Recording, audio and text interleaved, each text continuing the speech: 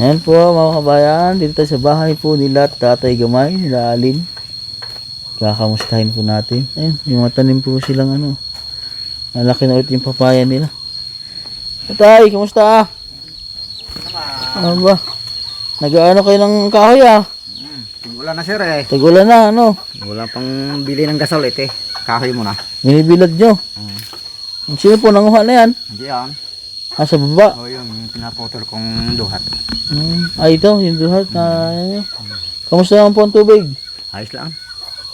Dami nyo na pong tap dito Ayan o. Parang tayo nasa Tagaytay Yan po yung mga daanan po ng tubig nila mga kabayan Ayan, at saka ito po ay pinakabit po ni Tita Ruina Rui. Yan, maraming salamat po ma'am. Ito po yung nagagamit. Nagagamit pa ang tubig Tatay Gamay? Meron pong diretso sa CR din to. Ano to Tatay Gamay, yung linya na ito Tatay Gamay? Yung linya na ito, saan yan? Ay yan lang yan, extension lang yan. Pag magdilig ko kung tig-araw yun. Buhay-buhay ko lang yun balabak. Pag ganun po tag-araw, dinulugtong mo lang dyan. Oo, natulo din yan. Yan nga linya. Yan, ikot lang yan. Marin tulo. Paikot. Halimbawa yun ay pandilig nyo sa mga pananim nyo. Oo. Diretso lang po. Kamusta po mga bata? Ayos lang po sir. Ayos lang din. Ang pag-aaral nila Angelica? Ay ngayon lang sir hindi nakapasok yan kasi tinanghali pag-ising. Tinanghali pag-ising. Tinanghali? Wow. Ano bang grade ni Angelica nga? Grade to. Grade 2 na? Opo. Ito po yung sa loob ng bahay. Yan, hindi pa kami nakapag-listen sa loob ng ulanan. Nag-ulanan po ano? Ito pa, Putik. pwede po mapasok sa loob nyo. Pwede sir. Ito po yung tubig. Nagagamit pa naman po nila. Ay kahit paano malinis-linis na ng loob ng bahay nyo, ang kusina. Ulan lang sir. Hirap din eh. Tag-ulan po kasi ano. Hindi ko makabaldi o kahit pagpasok mo, putik pa rin.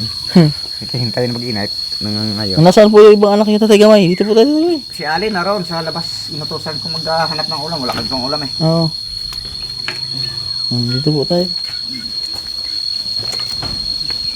Ibig sabihin po Tatay Gamay, si Alin po ay bumalik na dito sa inyo. Oo.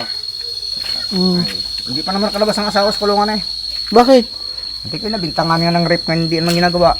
Nakaw. Nung galing dito. Wala, ang asawa ni Alin nakulong? Oo. Ilang Mabay higit na isang taon. Isang taon ng Abril. Isang taon nang makulong yung asawa niya? Wow. Yung pagkatapos ng bahay ng tao, December, tapos ito. Nakatrabaho hanggang iluhan ng gapak ng trabaho. Yun, nakapagkatapos ng gapak ng trabaho sa Manila, umuwi. Yun, nabintangan. 2 linggo lang sa doon, nabintangan niya gayon. Di ba si Alin ay nandoon lagi sa asawa niya noon? Wow. Pagkatapos itong ribbon cutting? Oo. Ano? Nabintangan, ang asawa nga siya doon ang nag-rape. Nahuli ng pulis? Ay, pinahuli ng magulang ng babae. Ano yung babae pinahuli? Saan nakulong? Diyan lang, sa Binasugbo lang. Ay, nadalaw pa ni Alin dyan sa Nasugbo? Oo, nadalaw pagka tumawag dito. Diyan lang sa may kuha ng bulok-bulok. Hala. Higit isang taon, hindi makalabas-labas kasi pag tuwing hearing, hindi ginaayos nila ang kuhan. Hindi. Postpone. Ay, dapat tapos na yan nakadalawang hearing na Ay, hindi man na kuhan ang may komplainin. Ay, pagka ganun ho ay pag yung nagdemanda ay hindi po na dalaw sa hearing, pwede hong palabasin niya yun. Kung hindi natin ang pamilya nung kung sinasabing naghahasa. Ayun, napunta hindi. Yung una daw nga hearing, parang hindi dumalaw, hindi pumunta. Hindi pumunta. Sa pangalawa pumunta. Sa pang-tatlo hindi na uli. Bago yung naghabla sa kanya ay may asawa na uli ngayon. Ayun ang wala. Hindi nila inayos nga ang taong walang kasalanan ay makalabas.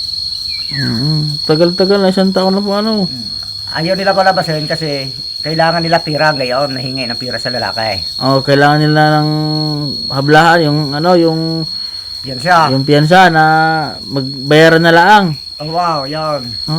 Hindi naman kalakihan ang ginahingi, 10,000 lang. Hindi ko pamimira lang yon. Nakaw, tagal na pala nakakulong ang asawa ni Alin, ano? Tagal na, higit isang taon. Hindi makalabas-labas yan eh. Kaya walang mga magulang. Ba't di nagsasabi si Alin, ano? Ay napapahiya nga siya nahingi nga tulong niya sa puti. Kung anong gagawin eh. Oh. Hindi ko wala ta magawa ng tulong kay Kwan. Wala Ay, akong alam dyan eh. Oh, pagka ganun po ay labas na po kami doon pag mga ganung senaryo. Kasi hindi po natin alam kung ano po talaga yung dahil pag mga ganun. Oh, pag sinimulaan nila kung ano, tunay ba o hindi. Po sabi ng lalaki, wala siyang magawa. Yun, nabintangan lang siya. Kasi pagka ganun din po, ay pagka ganung case, ay mahirap din po yun. Pero syuta yan daw yun nung may hasig isang taon na syuta yan. Ay, suta na yun pala eh. Ang problema lang, hindi malayo sila, magpinsan buaw. Nakaw. Yun, ang nangyari dyan. Yung naalala Babat nung una ay pakilala din kay Alin ni Pinsan nung dito ay nagagawa ng bahay. Oo. Yung ari, ang alam nila nga si Puti ay may syuta na yung si Allen dito. Yun, nagsimula doon ang init ng ulo na kay Puti.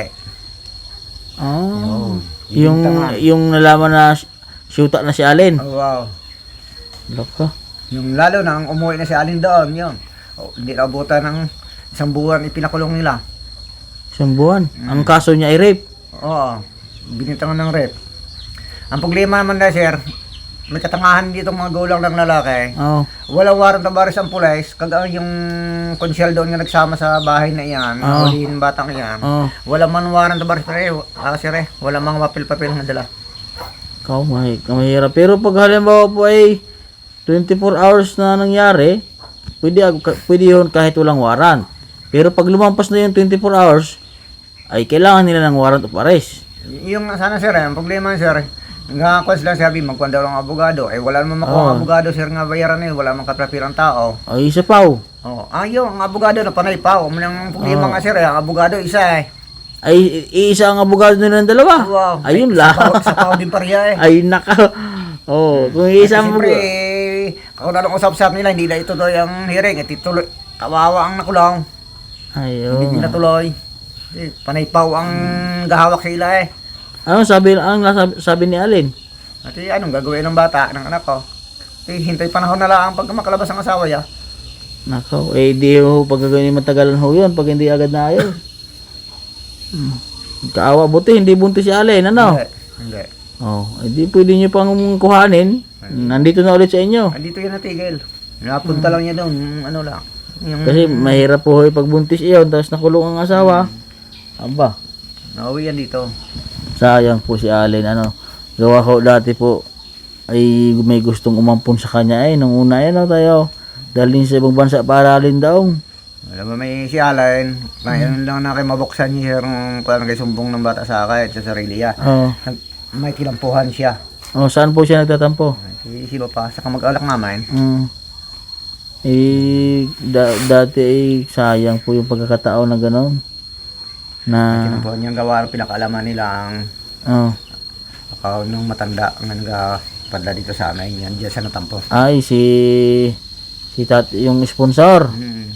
Ay, yun po ang sponsor ni Angelica. Nagpapadala pa lang po sa kanila. Oo, yan pa rin. Hanggang ngayon, nagpapadala pa rin po. Yung problema nga sir eh.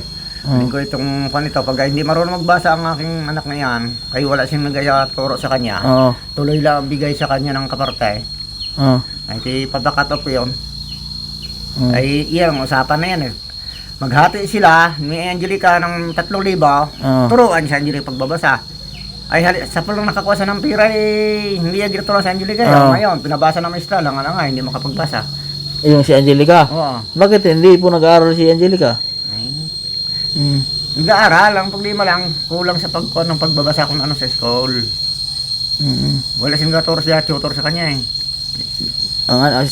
Baka naman po yung si Angelica ay pagdating dito ay puro laro din. Hindi nagbabasa. Hindi nagbabasa ng araw na buti. Hindi nagbabasa. Lalo ko na kayo wala dito. Buwan-buwan po yung nagpapadala sa inyo dito sa kanya. Buwan-buwan man yan napapalan dyan. 1.5 mga yan dalawa. Ang yung sa apo ko ay dapat ginaturoan niya si Angelica ng Oh, kapatid. edi yung pagkagano po. Oh, Sir, wala, hindi man naturo isa po nung kuwan i-remind nyo na lang po. Sabihan nyo na lang po na turuan. Ay, hindi naturo na ako, tagal. Kung sino po Kulang yung... ba nga daw ibabayad ko siya magturo anong sagot Kung sino po yung marunong magbasa, ituruan po yung hindi. Anong grade na nga si Angelica? Rito. Grade 2 na ano? Oo. To, matagal-tagal na po pala namin natulungan to sila. Dahil nung pinuntahan ko dito, ako po yung nag-asikaso ng mga bata na yan. Ako po ang nag-enroll sa kanila. Sa school. Yan, pumunta po ako sa bahay ng mga teacher. Grade 1. Oh, naging grade 1, tapos ngayon grade 2 na. Oo. Oh. Tsaka si Angelica, ay ano na, parang nadalaga na. Naka, 12 anyos na Oh, nadalaga na ano. Ang 12 na. 12 anyos na. Tapos na sila ngayon. Hindi pa, sabi, ako pa sa... Mag-grade 3 na. Oh, Ang ilang bakasyon ay July 7 pa. July 7 pa. Malapit na lang po. 3 linggo pa. 3 linggo pa. Mabilis na lang po yan. Sana po ay yung asawa ni Allen ay maayos yung problema niya doon sa ano. Ay wala nga siyang mga magtutulong ng tao ngayon Ako napaawa din sana Kaya anong gagawin ko? Wala naman ko pangilala nga malakas dyan sa bayan. Wala akong magawa. Wala akong magsari dyan sa mga paglima ngayon. Kaila paglima yan. Kaya nga po. Ako lang ang kawawa. Gawa ng anak ko gayon ang mangyari. Gusto ko ipapatawag siya sa barangay nga para kami mag-aayusan ng iyong magulang sa Kayalin. Hindi ko mapapatawag. Kaya alam ko naroon sa kulungan. Sigurado. Pwede maghintay ako panahon. Kasi para ako tanga ko na nung 19 sa makalabas. Kaya hindi mag-uusapan. Hindi ko. Paano? Ano ko? Ayan. So, po mga kabayan, at yun po pala yung bad news dahil yung asawa nga po ni Allen ay nakulong. So, yun nga pong sinasabi ko, labas na po kami doon sa ganong case. So, ayan po, at ito na po yung, ito po yung update ko po sa pamilya po ni Allen. So, ngayon po, malinis naman po yung bahay nila. Ayan, kahit pa paano po ay gawa po may tubig na nga. Ito, nalinisan lang po nilang maayos yung pabahay po ni Sir Paul, ni Idol po Gumbihero. Ayan po. At ito po daw yung bahay na ito mga kabayan ay papalitan po ang kulay. Parang ang kulay po nito ay parang gray, yung katulad po nasa Davao. Ayan, para magkatulad po lahat ng kulay. Ayan, papapalitan po dyan ni Sir Paul ng kulay ito. Ayan, so meron na rin po silang nakatap po na kuryente. Ayan, maraming salamat po kay Tita Rowena na Rowe. So ayan po mga kabayan, at ito na lang po yung, ito pala si Angelica. Kamusta na Angelica? Okay lang po. Ha? Okay lang po. Taba na ikaw kamusta ang pag-aaral? Okay lang po. Ha? Parang bagong gising ka pala Ha? Lagi pagdating mo. Kahagising ko lang. Hindi ka nakapasok? Wala pong pambaon. Walang baon. Naubos ng binigay sa inyo ni Sir. Anong binili mo? Ay siya nagabayad ng tubig Ha? Nagpabayad po ako ng tubig. Kasi Oh. wala pa ako sahod ng kuya. Magkano ang bayad sa tubig? Ano po?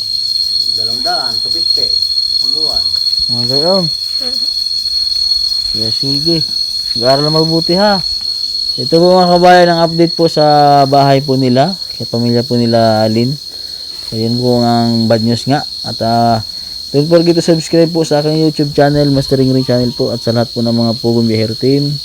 At sa lahat po ng mga hindi nag-i-skip ng ad. Sa lahat po ng mga viewers natin, maraming salamat po mga kabayan.